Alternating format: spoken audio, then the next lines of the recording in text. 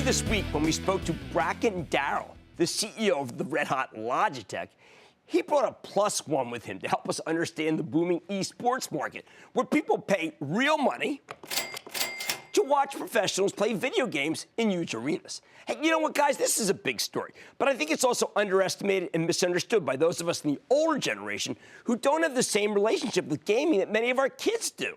That's why we need to consult the experts, like Mark Deppy. He's the acting director of the UC Irvine Esports program. Can you imagine?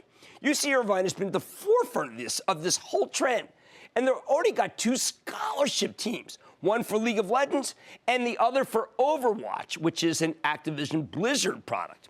If you want a career playing football, you go to Ohio State. You want a career playing video games, you go to UC Irvine. If that sounds silly to you, I'm sure people said the same thing about the NCAA 100 years ago. Who wants to watch college students throw a ball around?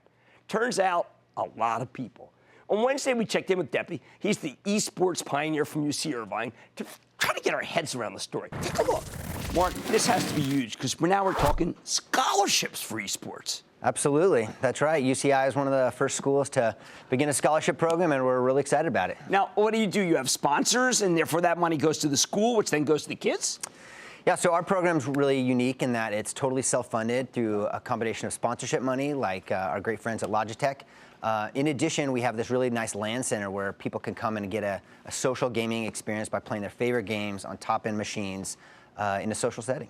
Tell me about who really is involved now and what meant just, what was it, 10 days ago, Overwatch? Yeah. I mean, millions, right? There's been a ton of buzz around Overwatch, and we wanted to be a part of it. So we started a scholarship program this year. Our team last year, our club team, was very successful, so we recruited them all to join us, found another couple superstar players, and our team has swept through this whole season. We're 16-0. Oh, so you're top in the country? Top in the country, playing for the national title in 2 weeks. Who's against who?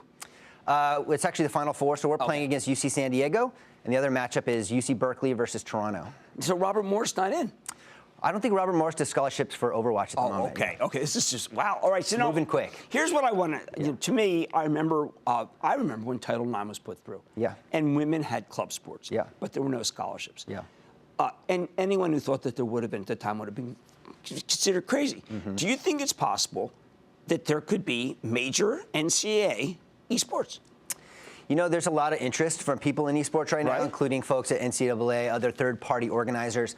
One thing that's really unique about esports is that the games are owned by companies, and there's intellectual property that would have to be involved. And so, yes, it's possible for a group to get in that, but I think the way I see it unfolding now is these game companies are choosing to own and operate their own collegiate leagues, and I'm very comfortable with that. All right, now, Activision Blizzard, stock did my Chadwick Justice. It's run up a lot. Sometimes they have good games, sometimes they have games that aren't that hot. But how do we know what games are best for esports? Great question. I think the factors you look for are obviously popularity. You want to see people playing the game in large numbers, so look for the big numbers. The game's got to be fun to play over and over and over, and the game's got to be fun and easy to watch, compelling stories and entertaining. So I think those are the things you look for. The trouble is everyone's trying to build that game, build that next esport. It's not just Blizzard and Riot Games, it's Amazon's and the other big people trying to get into it. Now, how about Take-Two? You mentioned that. I think Take-Two could have a great basketball franchise. What's Take-Two? Oh, you know, with the NBA 2K. I know, you don't know. Yeah, okay. Adam Silver seems to like it as the commissioner. Yeah. Well, I'm a little less bullish on the NBA games just because, one, the viewership's not there right now. It's probably the 50th or 60th most watched esports. Oh, interesting. Okay. And the way they have to modify the game, because it has to be a balanced game, a fair game going into it, so they actually take out the actual players and their faces and their names, and so you're essentially playing with kind of nameless avatars. And League of Legends, I mean, obviously just... League of Legends is the big fish. Everyone's trying to catch League of Legends. We have a scholarship team for that as well. They're very successful. They're currently ranked #2 in North America, and we just started our season last week. Excellent. Now, I got to ask you about this because it's something that came up with Apple. There's people who bought a stake in Apple and thinks that Apple isn't doing enough to deal with addiction of electronics. It's a real problem. I know it is. Is it the parents? Is it the? Are you worried?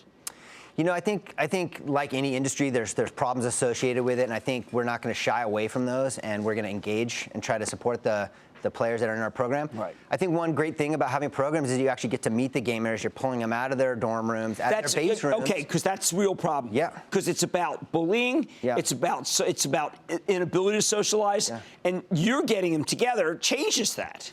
Absolutely, and we're not just putting them in front of a computer and asking them to play 10 hours. They have a personal trainer. We have a team psychologist. We're doing team building activities. So it's really a team environment, a great college experience that's kind of just a bonus thing you do while you're earning a degree. Women?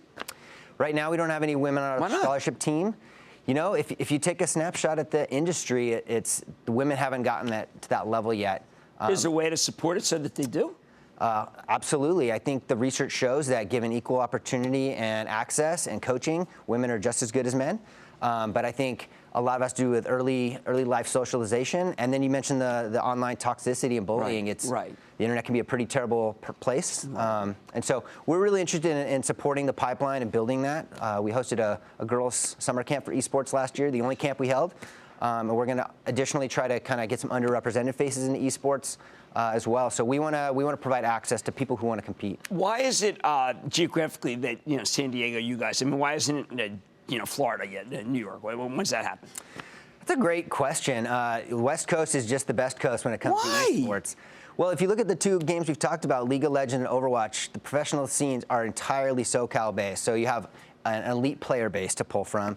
I think it's educated parents. I think it's just a high-tech state and a high-tech side of the country. So people are growing up maybe a little bit more comfortable with technology. Okay, so the last question. You're convinced it's not a fad or a flash in the pan? A lot of people tell me, Jim, you're too excited about Activision Blizzard. You're too excited about Overwatch. It's going to go like this and then go like that. Yeah. I'm very bullish on it. I think the internet has changed every industry on the planet. And esports is the next evolution in competition. You play against who you want, regardless of age, gender, where they live, and you play against people your ability level. I think that's really powerful. You don't have referees messing up your game for you. All the rules are built into the game. So I think our expectations are changing with the internet, and I think esports are going to meet those expectations. Well, I am in total agreement. I just need to hear from someone. So I'm just thinking maybe I'm too out there. I think it's very real. Cool. That's Mark Deppe. He's the acting director, a.k.a. Chief Gaming Officer of UCI Esports. Stay with Cramer. Booyah! Jim Cramer here from Mad Money. Thanks for watching CNBC on YouTube. Click here to subscribe and get the jump on my exclusives with CEOs, plus market news, investing advice, and a whole lot more.